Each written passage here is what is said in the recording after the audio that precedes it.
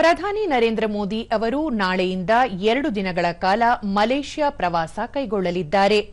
Malaysia ಪ್ರಧಾನಿ ಅನ್ವರ್ ಇಬ್ರಾಹಿಂ ಅವರ ಆಹ್ವಾನದ ಮೇರೆಗೆ ಪ್ರಧಾನಿ ಮಲೇಷ್ಯಾ ಭೇಟಿ ಮಾಡಲಿದ್ದಾರೆ ಎಂದು ವಿದೇಶಾಂಗ ವ್ಯವಹಾರಗಳ ಸಚಿವಾಲಯ ತಿಳಿಸಿದೆ.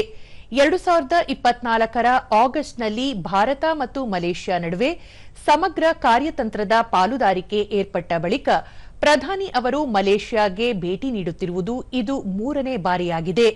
ಭೇಟಿ ವೇಳೆ ಅವರು ಮಲೇಷ್ಯಾ ಪ್ರಧಾನಿ ಜೊತೆಗೆ ದ್ವಿಪಕ್ಷೀಯ ಮಾತುಕತೆ ನಡೆಸಲಿದ್ದಾರೆ. ಪ್ರಧಾನಿ ನರೇಂದ್ರ ಮೋದಿ ಅವರ ಭೇಟಿಯ ವೇಳೆ 10ನೇ ಭಾರತ ಮಲೇಷ್ಯಾ ಸಿಇಒ ಕಾರ್ಯಕ್ರಮವನ್ನು ನಿಗದಿಪಡಿಸಲಾಗಿದೆ.